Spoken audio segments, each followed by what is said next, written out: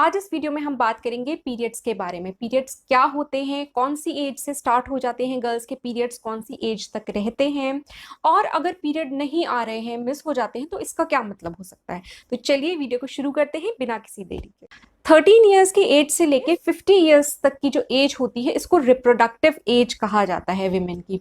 तो नॉर्मली क्या होता है कि 13 की एज से ज्यादातर लड़कियों के पीरियड्स स्टार्ट हो जाते हैं।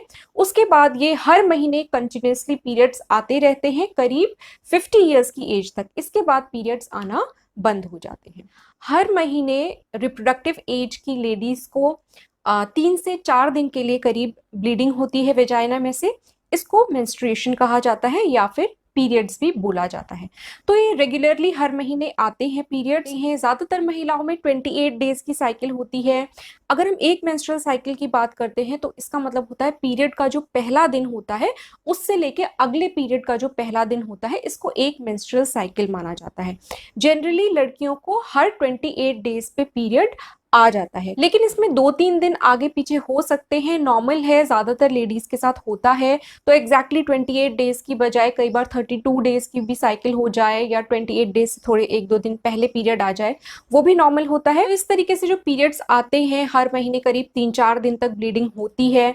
तो इसमें नॉर्मली 20 मिलीलीटर से लेके 60 मिलीलीटर ब्लड लॉस हो जाता है गर्ल्स के। हर महीने जो ये 3 से 4 दिन के लिए लड़कियों को ब्लीडिंग होती है, वेजाइना के थ्रू ब्लड आता है, इसको मैनेज करने के लिए पहले के ज़माने में कपड़ा यूज़ किया जाता था। कपड़े को फोल्ड करके अच्छी तरीके से कई सारे फोल्ड्स बना के उसको लड़कियां यूज़ करती थी, जिससे कि ब्लीडिंग को मैनेज किया जा सके और इधर उधर स्टेन्स ना लगे, दाग धब्बे ना लगे। लेकिन आज की डेट में बहुत अच्छे अच्छे सैनिटरी पैड्स अवेलेबल हैं अलग अलग कंपनीज के, जिनको कि आजकल यूज़ किया जाता है। ये काफ़ी कंफर्टेबल होते हैं क्योंकि इसमें गीलापन नहीं महसूस होता है। इन पैड्स में जनरली कॉटन होती है अंदर ब्लड को एब्जॉर्ब करने के लिए, और जो अच्छी क्वालिटी के पैड्स आते हैं उनमें जनरली जो ऊपर जो लेयर होती है वो ऐसी होती है जो कि ब्लड को या फ्लूइड को एब्जॉर्ब कर लेती है और उसके बाद फिर वापस सरफेस पे आने नहीं देती। तो उसकी वजह से कपड़ों में जैसा गीलापन महसूस होता था वैसा इन पैड्स के साथ गीला नहीं महसूस होता है और काफी कंफर्टेबल ये रहते हैं। दूसरा, ये कई साइज के आते हैं, जैसे कि कुछ लड़कियों को कम ब्लीडिंग होती है, किसी किसी को बहुत ज्यादा ब्लीडिंग होती है, तो उस केस में डिफरेंट साइज के सैनिटरी पैड्स भी आते हैं। अगर ब्लीडिंग कम हो रही है तो कम साइज का सैनिटरी पैड यूज कर सकते हैं, और अगर ब्लीडिंग ज्यादा होती है तो बड़े साइज के पैड्स भी अवेलेबल होते हैं, उनको यूज किया जा सकता है। इस तरीके से आज के जमाने में पीरियड्स को मैनेज करना काफी ईजी होता है सैनिटरी पैड्स की हेल्प से। एक बार जब एक सैनिटरी पैड फुल हो जाता है यूज के बाद, तो इसको एक पेपर में रैप करके अच्छी तरीके से फोल्ड करके डिस्पोज ऑफ कर दिया जाता है डस्टबिन में। इसको फ्लश नहीं करना होता है, सीधे डस्टबिन में ही डिस्पोज ऑफ करना होता है, पर अच्छी तरीके से उसको कवर करके उसके बाद ही उसको डिस्पोज ऑफ करिए। कई सारे सैनिटरी पैड्स जो आते हैं उनमें तो आजकल साथ में डिस्पोजेबल बैग्स भी आते हैं, ब्लैक कलर के होते हैं जनरली, उसमें उसको फिल करके फोल्ड करने के बाद फिल करके उसको डस्टबिन में फेंका जा सकता है। अगर नहीं अवेलेबल है तो उस केस में ओल्ड न्यूज़पेपर्स यूज किए जा सकते हैं, इसको फोल्ड करके रैप करके थ्रो अवे करने के लिए। तो इस तरीके से हमने जाना कि पीरियड क्या होता है। अब ये जानना जरूरी है कि पीरियड क्यों होता है। फीमेल बॉडी में एक ऑर्गन होता है जिसको यूट्रस कहा जाता है इंग्लिश में, इसको हिंदी में गर्भाशय या बच्चेदानी भी बोलते हैं। जब लेडी प्रेग्नेंट होती है तो बेबी जो होता है वो इसी ऑर्गन में ग्रो करता है और यही ऑर्गन बेबी को सपोर्ट करता है और प्रेगनेंसी मेंटेन रहती है। तो इस प्रेगनेंसी के इवेंट की प्रिपरेशन के लिए यूट्रस अपने आप को हर महीने तैयार करता है। हर महीने उसकी जो अंदर की लाइनिंग होती है वो थिक होती जाती है, मोटी होती जाती है, अपने आप को प्रेगनेंसी के लिए तैयार करने के लिए। अगर वहां पे प्रेगनेंसी हो जाती है तो वो यूट्राइन लाइनिंग जो होती है वो मेंटेन रहती है, मतलब गिरती नहीं है, झड़ती नहीं है, शेड ऑफ नहीं होती है, मेंटेन रहती है और उस प्रेगनेंसी को सपोर्ट करती है। लेकिन अगर प्रेगनेंसी नहीं होती है तो ये जो यूट्राइन लाइनिंग होती है ये शेड ऑफ कर जाती है, यानी कि गिर जाती है, और साथ में क्योंकि ब्लड वेसल्स भी डैमेज होते हैं तो वहां पे ब्लीडिंग भी होती है।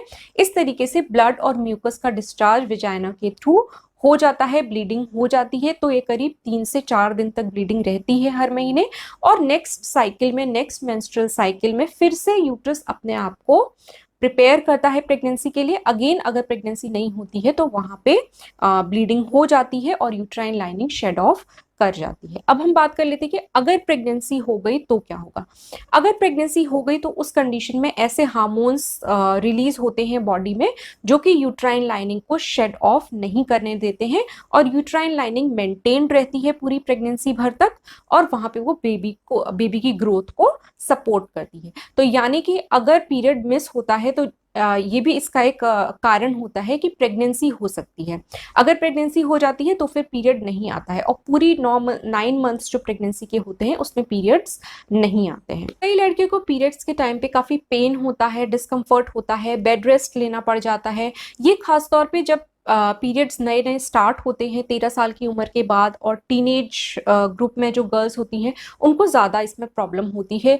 तो इसके लिए सिकाई करी जा सकती है। इसके लिए मेरा एक वीडियो भी है जिसमें मैंने पीरियड के दौरान पेट में दर्द क्यों होता है और इसको कैसे मैनेज किया जा सकता है, कैसे ठीक किया जा सकता है, इस पर मेरा एक वीडियो है। इसका लिंक मैं आपको आई बटन में दे दूंगी, आप उसको देख सकते हैं अगर आपको भी पीरियड में प्रॉब्लम होती है तो। क्योंकि पीरियड के टाइम पे जो पेन होता है, डिस्कम्फर्ट होता है, उसको मेडिकल लैंग्वेज में डिस्मेनोरिया कहा जाता है। जनरली जैसे जैसे एज बढ़ती है तो ये डिस्मेनोरिया की प्रॉब्लम भी धीरे धीरे कम होती है, और आमतौर पे देखा गया है कि मैरिज के बाद, शादी के बाद, स्पेशली बेबी हो जाने के बाद ये प्रॉब्लम ठीक हो जाती है जिन लेडीज में ज्यादा प्रॉब्लम होती है।